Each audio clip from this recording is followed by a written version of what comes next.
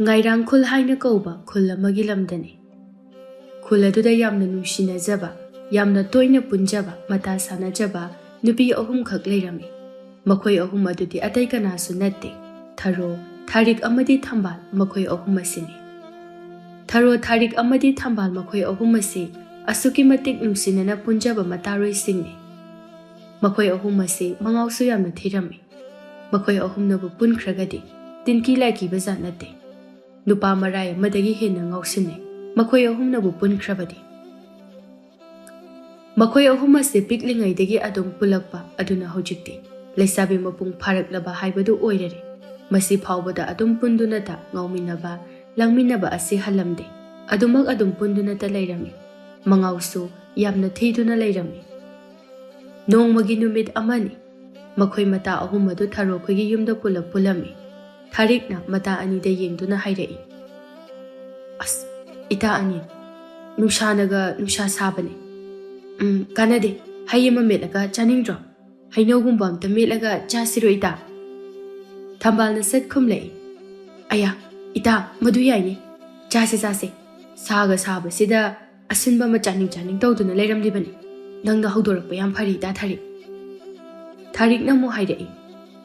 Hoi, aduni chaseba. Noi chaningamgani khandana hairai ni thawini. Karino? Aikhoi ita tharodi kemta chaningdabro. Tumina adum leirisiba.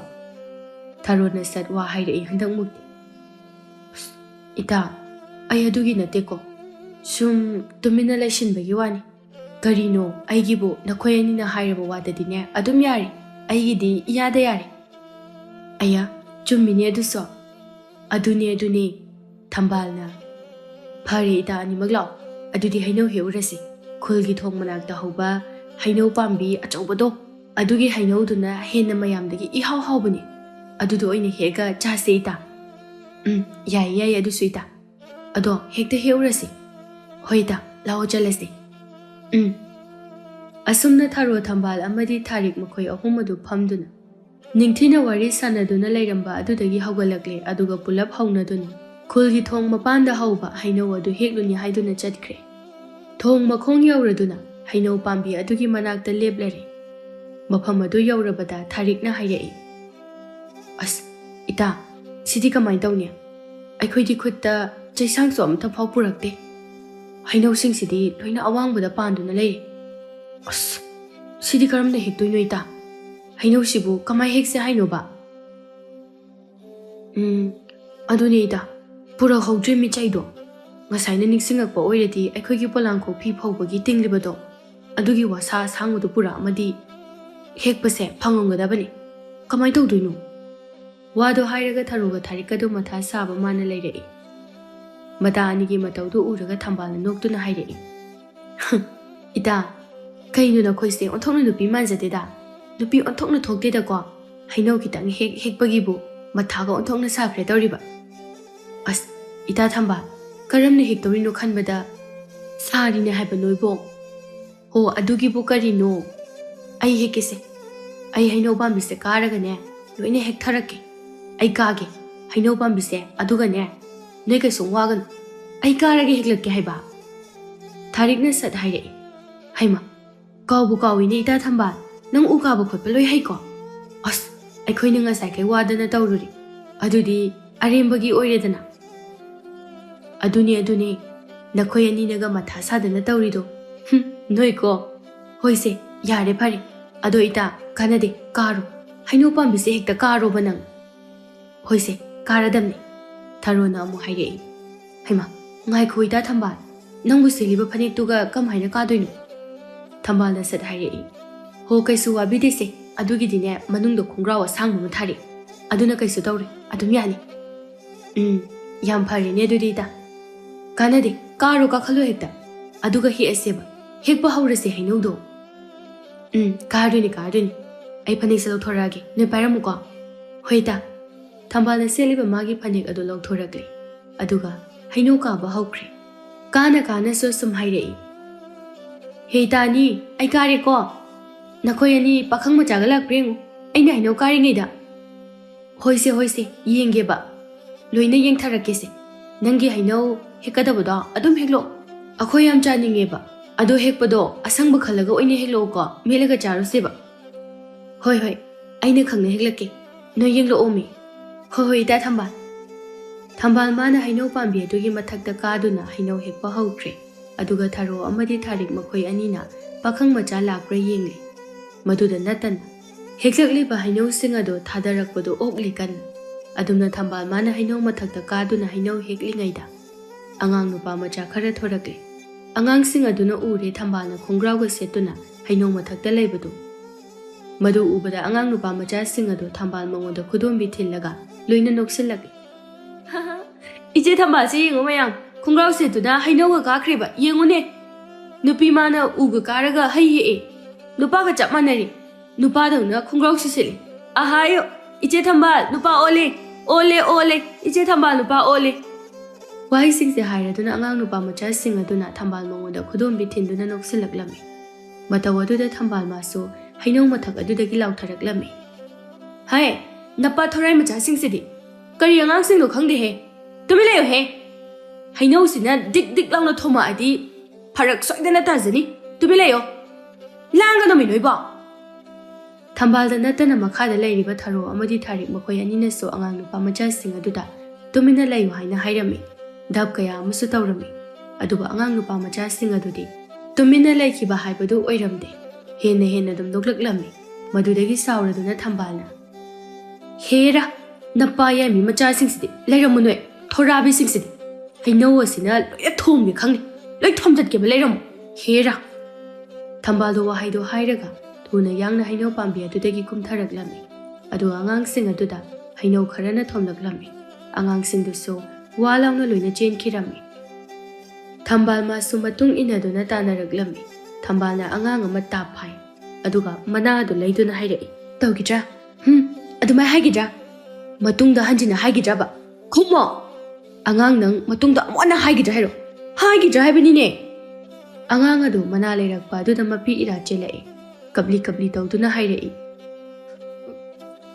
ꯑꯩ ꯇꯧꯔꯔꯣꯏ ꯑꯩ ꯍꯥꯏꯖꯔꯔꯣꯏ ꯑꯃꯨꯛ ꯍꯟꯅ ꯏꯆꯦ ꯊꯝꯕꯥꯜ ꯂꯛꯅꯖꯔꯔꯣꯏ ꯑꯌꯣ ꯏꯆꯦ ꯊꯝꯕꯥꯜ ꯑꯩ ꯍꯥꯏꯔꯣꯏꯒꯦꯕ ꯃꯇꯨꯡꯗ ꯍꯥꯏꯔꯣꯏꯒꯦ ꯑꯝꯇ ꯊꯥꯗꯣꯛꯑꯣ ꯍꯥꯏꯕ ꯑꯩ ꯍꯥꯏꯖꯔꯔꯣꯏꯕ ꯑꯉꯥꯡ ꯑꯗꯨꯅ ꯍꯥꯏꯖꯔꯕꯗ ꯊꯝꯕꯥꯜꯅ ꯑꯉꯥꯡ ꯑꯗꯨ ꯊꯥꯗꯣꯔꯛꯂꯦ ꯑꯗꯨꯒ ꯃꯊꯨꯟ ꯃꯄꯥ ꯑꯗꯨꯗ ꯈꯨꯄꯥꯛꯅ ꯕꯥꯛꯂꯥꯎꯅ ꯊꯥꯖꯤꯟꯗꯨꯅ ꯍꯥꯏꯔꯛꯏ ꯌꯥꯔꯦ ꯆꯠꯂꯣ ꯃꯇꯨꯡꯒ ꯍꯦꯛ ꯀꯥꯔꯟ ꯇꯨꯔꯟ ꯉꯥꯡꯉꯛꯑꯕ ꯅꯅꯝꯗꯣ ꯇꯠꯅ ꯐꯨꯒꯗꯕꯅꯤ ꯌꯥꯔꯦ ꯆꯠꯂꯣ ꯆꯠꯂꯣ ꯆꯣ ꯑꯉꯥꯡ ꯅꯨꯄꯥ ꯃꯆꯥꯗꯨ ꯀꯤꯊꯤ ꯀꯤꯔꯨꯝ ꯇꯧꯅ ꯃꯅꯥ ꯑꯗꯨ ꯅꯥꯟꯗꯨꯅ ꯊꯣꯛꯈ꯭ꯔꯦ ꯆꯠꯈ꯭ꯔꯦ ꯑꯉꯥꯡ ꯑꯗꯨ ꯊꯝꯕꯥꯜꯒꯤ ꯃꯇꯧ ꯑꯗꯨꯗ ꯑꯀꯤꯕ ꯄꯣꯛꯈ꯭ꯔꯦ ꯀꯤꯖꯈ꯭ꯔꯦ ꯑꯉꯥꯡꯁꯤꯡ ꯑꯗꯨꯅ ꯆꯠꯈ꯭ꯔꯕꯗ ꯃꯈꯣꯏ ꯃꯇꯥ ꯑꯍꯨꯝ ꯑꯗꯨ ꯄꯨꯂꯞ ꯄꯨꯟꯁꯤꯜꯂꯒ ꯅꯣꯛꯃꯤꯟꯅꯩ ꯃꯗꯨꯒꯤ ꯃꯇꯨꯡꯗ ꯊꯝꯕꯥꯜ ꯐꯅꯦꯛ ꯁꯦꯠꯆꯤꯟꯈ꯭ꯔꯦ ꯃꯗꯨ ꯂꯣꯏꯔꯒ ꯍꯦꯛꯂꯕ ꯍꯩꯅꯧꯁꯤꯡ ꯑꯗꯨ ꯇꯨꯔꯦꯜ ꯃꯄꯥꯟ ꯑꯗꯨꯗ ꯄꯨꯊꯗꯨꯅ ꯆꯥꯝꯊꯣꯛꯂꯕ ꯃꯇꯨꯡꯗ ꯃꯈꯣꯏꯅ ꯄꯨꯔꯛꯇꯨꯅ ꯂꯥꯛꯂꯦ ꯊꯔꯣꯈꯣꯏꯒꯤ ꯃꯌꯨꯝ ꯌꯧꯕꯒ ꯃꯇꯥ ꯑꯍꯨꯝ ꯑꯗꯨ ꯍꯔꯥꯎ ꯍꯔꯥꯎꯅ ꯇꯧꯔꯗꯨꯅ ꯊꯨꯝ ꯃꯣꯔꯣꯛ ꯅꯝꯅ ꯍꯥꯞꯂꯒ ꯍꯩꯅꯧ ꯑꯗꯨ ꯃꯦꯠꯂꯗꯨꯅ ꯍꯥꯎꯅ ꯆꯥꯃꯤꯟꯅꯔꯦ ꯄꯨꯂꯞ ꯄꯨꯟꯅ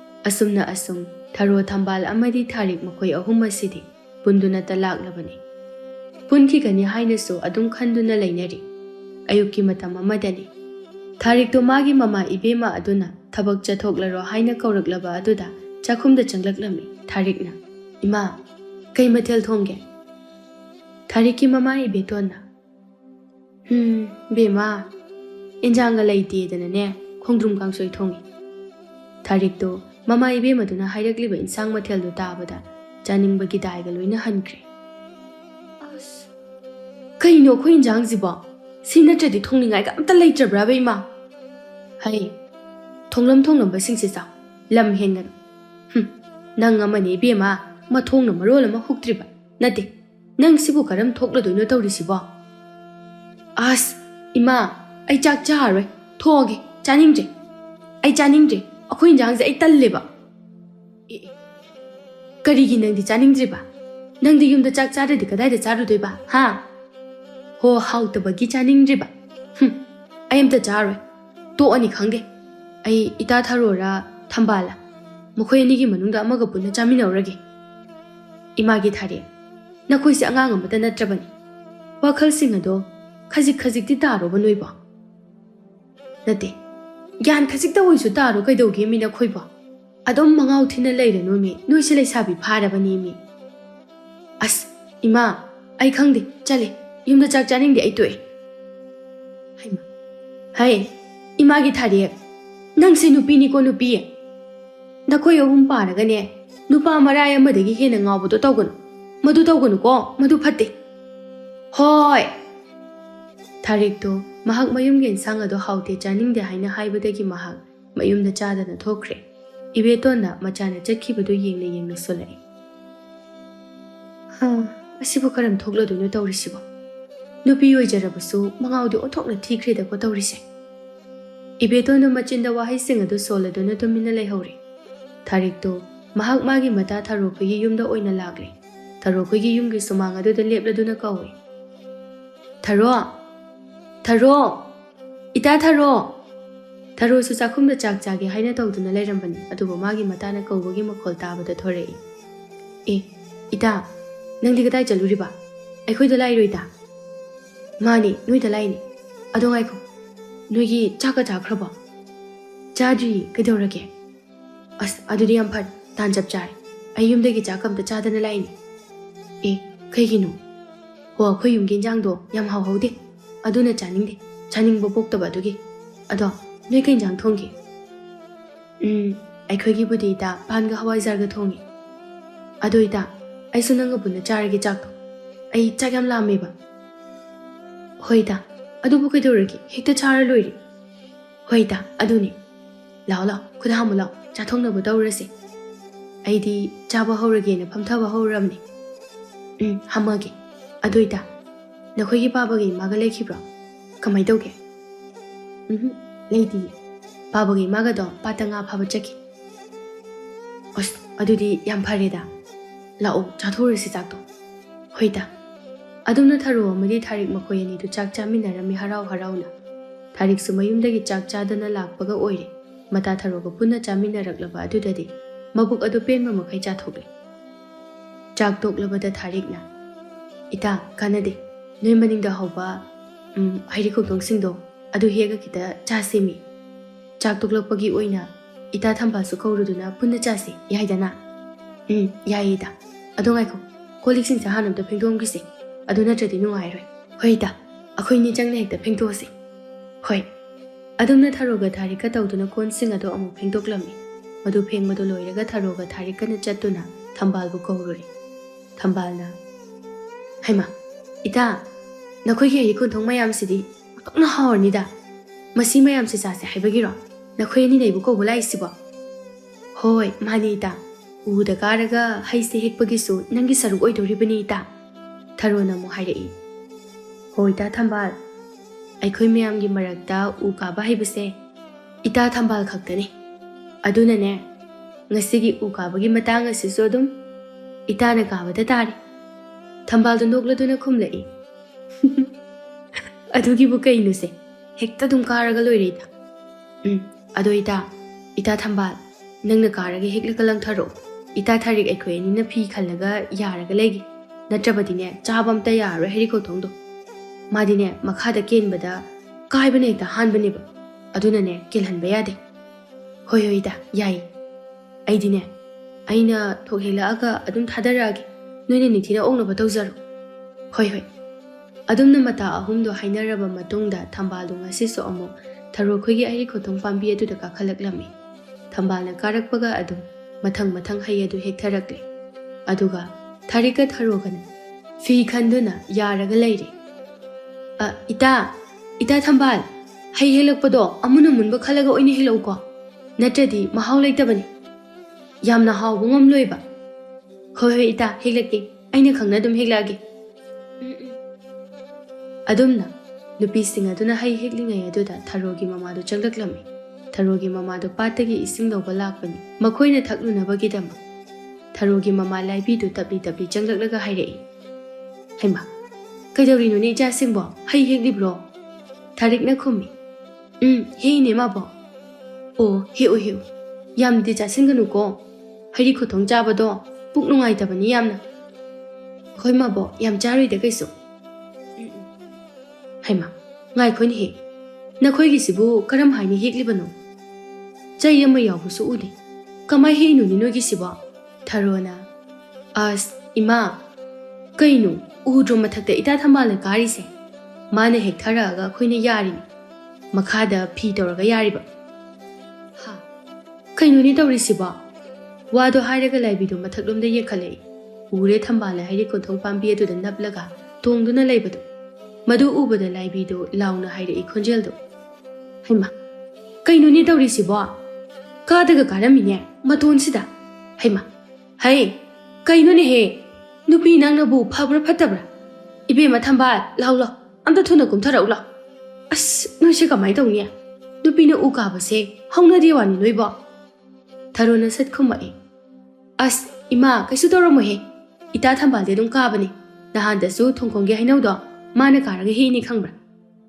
아스 노이리드나 떠우리시디 노이디야 하이 탐발 곰타라울라 팟디 하이버니니 너이봐 누비는 우가버 팟디니 너이봐 아스 이마 그수 더러이 하이바 कैसे दौरुई आइजी दुम काई हाई फजन उकाबा थारिकना अमुक लाइबिदो अनसलगा हाइरई इमा कैदौरगे नुपीना उकाबदो करी फत्तबा लेगेबा हई हई फत्ते फत्ते याम फत्ते नुपीदुना कारिबो उदो महै यानबा ngamदेना हाइनरिबनी ओलकपा चाहिदा अदुना फत्ते कागनु कागनु काबा सुपट फत्ते को इस ओ अदो ngasiगidi कावरबनिना हाइसिंगसे amta loine hekdokige helakigeba chaba konenaba mawngda tharogi mama ibema laibidu waga haifam khangdre mahak saubusu sauningre wahai asika khairamlaga mahak chatkre o phare phare noine thokpa tawro noine ko awa thabila ba haibudu oirabani awa thabila ba ahumsidi laibidu chatkre saurangnana adubu nupi mata ahumdudi nokladuna lehori adu ꯊꯝꯕꯥꯜꯗꯣ ꯍꯩꯁꯤꯡ ꯑꯗꯨ ꯍꯦꯛꯄ ꯌꯥꯕ ꯃꯈꯩ ꯂꯣꯏꯅ ꯍꯦꯛꯂꯛꯂꯦ ꯑꯗꯨꯒ ꯃꯈꯥꯗ ꯀꯨꯝꯊꯔꯛꯂꯦ ꯍꯦꯛꯄ ꯐꯥꯎꯗꯤ ꯃꯌꯥꯝ ꯍꯦꯛꯂꯦꯁꯦ ꯈꯣꯟꯊꯤ ꯈꯔ ꯌꯥꯝ ꯆꯥꯖꯔꯁꯨ ꯂꯥꯛꯑꯣ ꯂꯥꯛꯑꯣ ꯃꯁꯤ ꯐꯖꯅ ꯊꯨꯝꯒ ꯃꯣꯔꯣꯛꯀ ꯇꯧꯗꯅ ꯍꯦꯛꯇ ꯃꯦꯠꯂꯨꯔꯁꯤ ꯑꯗꯨꯒ ꯍꯥꯎꯅ ꯆꯥꯊꯔꯁꯤ ꯏꯇꯥ ꯃꯌꯥꯝ ꯆꯤꯅꯤꯁꯨ ꯍꯥꯞꯁꯦ ꯈꯔ ꯍꯣꯏ ꯋꯥꯁꯤꯡ ꯑꯗꯨ ꯍꯥꯏꯅꯔꯒ ꯃꯈꯣꯏ ꯃꯇꯥꯁꯤꯡ ꯑꯗꯨ ꯂꯥꯛꯂꯦ ꯑꯗꯨꯒ ꯈꯨꯗꯛ ꯑꯗꯨꯗ ꯍꯩ ꯑꯗꯨ ꯃꯦꯠꯂꯒ ꯅꯤꯡꯊꯤꯅ ꯆꯥꯔꯔꯦ ꯊꯝꯕꯥꯜꯅ ꯍꯩ ꯑꯗꯨ ꯆꯥꯅ ꯆꯥꯅ ꯋꯥꯔꯤ ꯇꯧꯕ ꯍꯧꯔꯛꯏ इता थारो इता थारी के हाइगे अखोई सिंगसे नुपीगी मपोक्ता ओइनुसु पोक्लुरबनिना खरा लैरदि युम कैगा पानगे हाइराअनिको युमगा पानख्रबदि अखोई अहुम हराव हरावनगा लांगबा कासे अमता फंगरोइनिको तौरिसे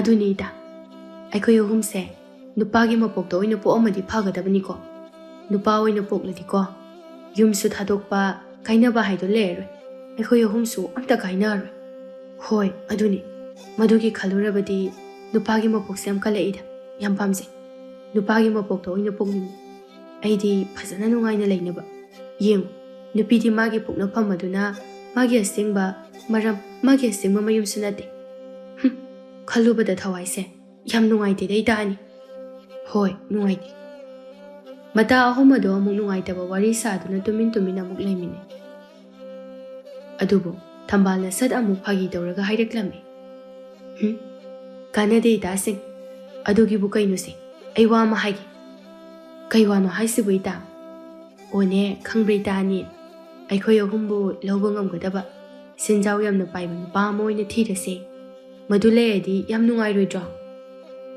ꯅꯨꯄꯥ ꯑꯗꯨꯗ ꯂꯩꯔꯗꯤ ꯑꯩꯈꯣꯏ ꯑꯍꯨꯝꯁꯦ ꯀꯥꯏꯅꯕ ꯍꯥꯏꯕꯗꯨꯁꯨ ꯂꯩꯔꯔꯣꯏ ꯑꯩꯗꯤ ꯑꯗꯨꯒꯨꯝꯕ ꯅꯨꯄꯥ ꯑꯃ ꯊꯤꯕ ꯄꯥꯝꯃꯦꯕꯨ ꯏꯇꯥ ꯊꯥꯔꯤꯛꯅ ꯑꯃꯨꯛ ꯍꯥꯏꯔꯛꯏ ꯑꯁ ꯏꯇꯥ ꯅꯪ ꯍꯥꯏꯗꯨꯕꯨ ꯃꯗꯨꯕꯨ ꯐꯒꯗ꯭ꯔꯅꯦ ꯂꯩꯕꯨ ꯂꯩꯔꯝꯒꯗ꯭ꯔꯣ ꯅꯨꯄꯥ ꯑꯃꯅ ꯅꯨꯄꯤ ꯑꯍꯨꯝꯕꯨ ꯂꯧꯕ ꯉꯝꯒꯗ꯭ꯔꯣ ꯍꯣ ꯈꯪꯗꯦ ꯏꯇꯥ ꯊꯥꯔꯤꯛꯅ ꯍꯥꯏꯕꯒꯤ ꯋꯥꯅꯤ ꯊꯔꯣꯅ ꯑꯃꯨꯛ ꯍꯥꯏꯔꯛꯏ ꯈꯪꯗ꯭ꯔꯦ ꯑꯗꯣ ꯏꯇꯥ ꯑꯩꯈꯣꯏ ꯑꯍꯨꯝꯁꯦ ꯑꯗꯨꯝ ꯃꯇꯝ ꯈꯨꯗꯤꯡꯒꯤ ꯄꯨꯟꯁꯤꯀꯣ ꯉꯥꯎꯔꯁꯨ ꯑꯗꯨꯝ ꯉꯥꯎꯃꯤꯟꯅꯁꯤ ꯃꯇꯝ ꯄꯨꯝꯕꯒꯤ ꯑꯣꯏꯅ ꯍꯣꯏ ꯍꯣꯏ ꯏꯇꯥ ꯄꯨꯟꯗꯣꯏꯅꯤ ꯄꯨꯟꯈꯤꯗꯣꯏꯅꯤ ꯑꯗꯨꯝ ꯑꯩꯈꯣꯏ ꯑꯍꯨꯝꯗꯤ ꯄꯨꯟꯗꯣꯏꯅꯤ ꯅꯠꯇ꯭ꯔꯥ ꯃꯥꯅꯤ ꯋꯥꯔꯤ ꯀꯌꯥ ꯀꯌꯥ ꯑꯃ ꯁꯥꯗꯨꯅ ꯃꯇꯥ ꯑꯍꯨꯝꯗꯨ ꯅꯨꯡꯁꯤ ꯅꯨꯡꯁꯤꯅ ꯍꯩ ꯃꯦꯠꯄ ꯑꯗꯨ ꯆꯥꯃꯤꯟꯅꯖꯔꯤ ꯇꯁꯦꯡꯅ ꯊꯔꯣ ꯊꯝꯕꯥꯜ ꯑꯃꯗꯤ ꯊꯥꯔꯤꯛ ꯃꯈꯣꯏ ꯑꯍꯨꯝ ꯑꯁꯤ ꯃꯣꯏꯒꯤ ꯋꯥꯈꯜꯗ ꯅꯨꯄꯥ ꯅꯍꯥꯒꯤ ꯋꯥꯈꯜ ꯑꯁꯤ ꯊꯣꯏꯅ ꯑꯃꯠꯇ ꯂꯩꯇꯦ ꯅꯨꯄꯥ ꯀꯣꯏꯅꯕꯁꯨ ꯀꯣꯏꯅꯗꯦ ꯅꯨꯄꯥ ꯌꯥꯗꯦ ꯑꯍꯣꯏꯅ ꯑꯗꯨꯝ ꯃꯈꯣꯏꯗ ꯅꯨꯡꯁꯤ ꯍꯥꯏꯗꯨꯅ ꯂꯛꯅꯔꯛꯄ ꯃꯉꯥꯎ ꯊꯤꯖꯤꯜꯂꯛꯇꯨꯅ ꯀꯥꯔꯟ ꯇꯥꯔꯛꯄ ꯅꯨꯄꯥꯁꯤꯡ ꯑꯗꯨ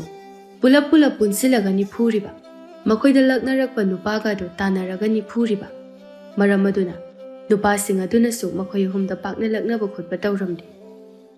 Makoybu ubada tumin lainarami. Nongmagi numit amani matamdu mi yamna nga phanaba. Isitnaba tawduna nga yamna phanaba matam amani. Makoy nupi ahumdu su hawnarami nga pharusi isitlusi haiduna. Tharona. Ay akoydagi batin gane innamaga puthorage. Aduga induna khonse tha. Yai adusu. Akoydagi su batin amu puthorage. Adu thari. Nakoydagi nangna yopa amu puthoro anthingna ba. Kainu ita. Aikoygi se isitoyro doisiba. Hoi mali isitoyni. Ita. Ado leiradi long amusupuro. Ay horen long khongeba. Hoi ita. Hekta purage. Adumna mata singdo mana purak nagadaba singado hainaraga mayum da amuk hanjinaduna changnakre. Mikup kharagi matungda makoy amuk punna thorak minaduna isit pamapam adu tamna lakminare punna. Isit kadaba mapam adu yobada nupi ahum adu chap leptuna laithokre maramde makoyna sitke haina tawramba ko maduda nupa pakhang ani khakna sitpa hauduna leirambe madu ubada asawo pokle thambalna haire isat launa. Kainu ita makoyna tawriside Yaroida, sidi sugya yaroi. Ngarang na simduna thanamnabani aikoyna sitkanina. Aduga moyne hekta prap sitlamba yabraba. Hoi, adune ita, yaroi. Aikoygi isitpamse moyne hekta munba yaroi. Lao, kakhaluna hairuse. Maduda yadragana hekta khanaba haurusi lao. Hoi ita, yae, madumak tawse. Adumna hairabaduda nupi ahum madu changsalakna. Nupa aniduna isitliba adugi manakta nupa pakhang anidu se tingak gingai nupi singa duda. Tharone hekta haire isat launa. He! Karigino na khoina aikoygi isitpam sida hana isituna leiramnise. Kaigino ba? Mafam se ngarang na aikoyna sitkani na thanamaban. Aduga kaigino noina sitkadogi tawramise. Ha! Kaigino ba? Nupa amana tabli khumlai. Kaino ne? Mafam asida aikoyna lakpada kanamata leiramdabaduda aikoysu changsinduna isilubani. He! Adu oirasu yade. Yam thuna kakhalo. Mafam ase aikoyna isitnaba haina thawaina khaklaga thamlibani. Yam thuna kakhalo chalo. Aikoyse. Thambalna sad yopak adu puthoklaga utlaga hairei. He! No yam thuna kage haibra? Karoi haibra? Ha! Hayo. Khomu noi. Nupi ngakani kaina khaliro noina. Noina khalibo noina ngamni siro. He, usitabo torokono. Nupa anido thambalgi matawa duda tingak yingsarai. Kakhalodi ko karodana. Hoi bima. Karagi kakhalagi. Nupa anido yopa o kayo loina duna sabtra tawraglaba duda kakhatkre isitliba dudagi. Aduga tingak nupi singa duda yengnamnaga chatkre. Yengna susol hawi. Mata amagi leisabi ngaktani ko tawrise. Mayamna hainabado chumdi chumbazan. Laikai mayamna Mangao yamna thibani makoy ahum sena hainabado. Skibugi ne. Yopaka thangkala ewani. Adumna nupa anido isitabi halagre. Nupi mathong chadabi ahum adugi matawaduda. Nupa sing aduna chatrabada nupi ahum adu ko maduda kumtharakladuna nga phaba haure isitpa haure. Haibaga tawbaga nga so duki matik yamna ka hena pharami. Yamna nungaina iwasu wadabida pharibani. Nga mayamadu makoy ahumgi saru khara khainaraba matungda hairei. Adu ita sing yeng nga sisu phana yamna lemi. Masigi nga arimba singase aikoy ahum hekta chak chathose. Yadraba na khoibu labuk kumba amada hekta chathorese. Yadraba noibo. Nupi anidu sukhumlai. Ho yai ita yai chanase hekta. Aduni. Adumna mata ahumado nga aremba sing aduna chak chathoklamle. Khara na mayumda pusinarabasu. Adumna tharo tharik thambal makoy ahumgi punsi adu ingaw na harau lelakle. Punna punduna laimina zaduna makoy harau zana leiri. Matamdia sum haujin khibana thabum khara haujin khri. Matam adu panthoibi ima latpagi matam haibadu oiragli. Nong manungthil amada makoy mata ahumado wa hainarami. As ita kamai tawsige lai irat baso haujin khri. Aikoy ahum so pot huran ba chalusira. Mising su yam huba chatnabani siguma matamse. ꯑꯁ ꯏꯇꯥ ꯑꯗꯨ ꯆꯠꯂꯒ ꯑꯃꯨꯛ ꯐꯥꯔꯗꯤ ꯏꯀꯥꯏꯖꯗ꯭ꯔꯣ ꯃꯤ ꯃꯃꯥꯡꯗ ꯑꯩꯈꯣꯏꯕꯨ ꯑꯁ ꯀꯩꯁꯨ ꯇꯧꯔꯣꯏꯍꯦ ꯑꯗꯨꯒꯤꯕꯨ ꯑꯗꯣ ꯆꯠꯁꯤꯔꯕ ꯅꯣꯏꯕꯨ ꯇꯟꯕ꯭ꯔꯕ ꯌꯥꯕ꯭ꯔꯕ ꯇꯟꯕꯒꯤꯕꯨꯗꯤ ꯀꯩꯁꯨ ꯇꯟꯗꯦꯗ ꯌꯥꯏꯌꯦꯕ ꯆꯠꯅꯤꯡꯉꯦꯕ ꯑꯩꯗꯤ ꯍꯥꯟꯅꯗꯒꯤꯁꯨ ꯆꯠꯅꯤꯡ ꯇꯧꯗꯨꯅ ꯂꯩꯔꯝꯕꯅꯤ ꯌꯥꯔꯗꯤ ꯆꯠꯁꯦ ꯑꯩꯗꯤ ꯏꯌꯥ ꯌꯥꯏ ꯊꯥꯔꯤꯛꯁꯨ ꯍꯥꯏꯔꯛꯏ ꯌꯥꯏ ꯆꯠꯁꯦ ꯉꯥꯏꯍꯥꯛ ꯂꯩꯔꯒ ꯑꯣꯏꯅ ꯆꯠꯁꯦ ꯍꯦꯛꯇ ꯂꯧꯕꯨꯛꯇ ꯀꯨꯝꯃꯗꯨꯅꯅꯦ ꯍꯦꯛꯇ ꯃꯤꯒꯤ ꯍꯪꯒꯥꯝ ꯀꯣꯕꯤ ꯑꯉꯟꯕ ꯊꯥꯕꯁꯤꯡꯗꯣ ꯂꯣꯏꯅ ꯍꯦꯛꯎꯔꯁꯤ ꯃꯗꯨꯁꯤꯡꯗꯣ ꯍꯦꯛꯇ ꯍꯦꯛꯇꯠꯂꯨꯔꯒ ꯄꯨꯔꯛꯑꯁꯤꯕ ꯍꯣꯏ ꯑꯗꯨꯅꯤ ꯑꯗꯨꯃꯥꯏꯅ ꯇꯧꯔꯁꯤ ꯃꯣꯏꯒꯤ ꯂꯧꯐꯝꯗꯣ ꯂꯨ ꯊꯨꯝꯂꯕꯁꯨ ꯂꯨꯗꯣ ꯀꯥꯏꯔꯒ ꯂꯥꯛꯁꯤ ꯉꯥ ꯃꯌꯥꯝ ꯑꯃ ꯐꯥꯔꯒ ꯂꯥꯛꯅꯕ ꯍꯣꯏ ꯌꯥꯏ ꯏꯇꯥ ꯍꯦꯛꯇ ꯑꯗꯨꯃꯥꯏꯅ ꯇꯧꯔꯁꯤ ꯑꯗꯨꯅꯤ ꯑꯗꯨꯝꯅ ꯃꯈꯣꯏ ꯅꯨꯄꯤ ꯑꯍꯨꯝ ꯑꯗꯨ ꯄꯣꯠ ꯍꯨꯔꯥꯟꯕ ꯆꯠꯁꯦ ꯍꯥꯏꯅ ꯍꯥꯏꯅꯈ꯭ꯔꯦ ꯃꯝꯂꯤꯕ ꯃꯇꯝ ꯌꯧꯔꯛꯄꯒꯤ ꯑꯗꯨꯗ ꯅꯨꯄꯤ ꯑꯍꯨꯝ ꯑꯗꯨ ꯊꯣꯔꯛꯂꯦ ꯑꯗꯨꯒ ꯃꯈꯨꯠꯇ ꯈꯥꯎꯖꯥꯎ ꯑꯃꯃꯝ ꯄꯥꯏꯅꯗꯨꯅ ꯃꯤꯒꯤ ꯃꯌꯨꯝ ꯑꯃꯗꯤ ꯏꯪꯈꯣꯜꯗ ꯄꯣꯠ ꯍꯨꯕ ꯆꯠꯈ꯭ꯔꯦ ꯂꯧꯕꯨꯛ ꯀꯨꯝꯗꯨꯅ ꯃꯤꯒꯤ ꯂꯨ ꯀꯌꯥꯁꯨ ꯀꯥꯏꯔꯦ ꯉꯥꯁꯨ ꯕꯥꯔꯤꯗ ꯆꯪꯂꯝꯗꯨꯅ ꯉꯥꯌꯥꯝ ꯑꯃ ꯐꯥꯔꯛꯏ ꯑꯗꯨꯒ ꯏꯟꯁꯥꯡ ꯅꯥꯄꯤ ꯀꯌꯥꯁꯨ ꯍꯦꯛꯇꯨꯅ ꯂꯥꯛꯂꯦ ꯑꯗꯨꯕꯨ ꯉꯁꯤ ꯀꯣꯔꯧꯅꯨꯡꯗꯗꯤ ꯃꯉꯥꯎ ꯊꯤꯕꯤ ꯂꯩꯁꯥꯕꯤ ꯃꯈꯣꯏ ꯑꯍꯨꯝꯒꯤ ꯅꯨꯃꯤꯠ ꯁꯨꯕ ꯗꯁꯥ ꯇꯥꯕ ꯍꯥꯏꯕꯗꯨ ꯑꯣꯏꯔ ꯃꯥꯜꯂꯤ ꯃꯈꯣꯏ ꯑꯍꯨꯝꯅ ꯄꯣꯠ ꯍꯨꯕ ꯈꯣꯠꯄ ꯇꯧꯔꯤꯕꯗꯨ ꯂꯥꯏꯕꯛꯅ ꯊꯤꯕꯗꯒꯤ ꯈꯨꯜꯒꯤ ꯏꯃꯥ ꯏꯕꯦꯜꯁꯤꯡꯅ ꯐꯥꯗꯣꯛꯈ꯭ꯔꯦ ꯈꯨꯟꯒꯤ ꯏꯃꯥ ꯏꯕꯦꯜꯁꯤꯡ ꯑꯗꯨꯅ ꯐꯥꯔꯕꯗ ꯃꯈꯣꯏꯕꯨ ꯈꯔꯁꯨ ꯐꯨꯕꯤꯔꯦ ꯋꯥꯔꯛ ꯋꯥꯇꯦꯝꯅꯤꯅꯦ ꯍꯥꯏꯗꯨꯅ ꯅꯨꯄꯤ ꯑꯍꯨꯝ ꯑꯗꯨꯗꯤ ꯈꯨꯜꯒꯤ ꯃꯤꯌꯥꯝ ꯑꯗꯨꯅ ꯃꯈꯣꯏ ꯍꯨꯔꯥꯟꯕ ꯐꯥꯕꯒꯤ ꯑꯗꯨꯗ ꯃꯤꯍꯨꯜ ꯊꯛꯀꯠꯈ꯭ꯔꯦ ꯃꯃꯥ ꯃꯄꯥꯁꯤꯡ ꯑꯗꯨꯕꯨ ꯀꯧꯔꯨꯗꯨꯅ ꯈꯨꯟꯗ ꯍꯟꯖꯤꯜꯍꯜꯂꯕ ꯃꯇꯨꯡꯗ ꯃꯆꯥꯁꯤꯡ ꯑꯗꯨꯕꯨ ꯃꯌꯨꯝꯗ ꯄꯨꯟꯅ ꯍꯟꯈ꯭ꯔꯦ ꯑꯁꯤꯒꯨꯝꯕ ꯃꯇꯨꯡꯗ ꯑꯃꯨꯛ ꯍꯟꯅ ꯇꯧꯖꯔꯔꯣꯏ ꯇꯧꯔꯛꯄ ꯇꯥꯔꯒꯗꯤ ꯈꯨꯜꯗꯒꯤ ꯇꯥꯟꯊꯣꯛꯄ ꯌꯥꯔꯦ ꯍꯥꯏꯅ ꯋꯥꯔꯦꯞ ꯂꯦꯞꯅꯔꯕꯅꯤ ꯃꯄꯥ ꯑꯣꯏꯕꯁꯤꯡ ꯑꯗꯨꯅ ꯅꯨꯄꯤꯁꯤꯡ ꯑꯗꯨꯕꯨ ꯋꯥꯈꯜ ꯇꯥꯅꯅꯕ ꯂꯣꯏꯅ ꯉꯥꯡꯂꯝꯃꯤ ꯂꯣꯏꯅ ꯆꯩꯔꯝꯃꯤ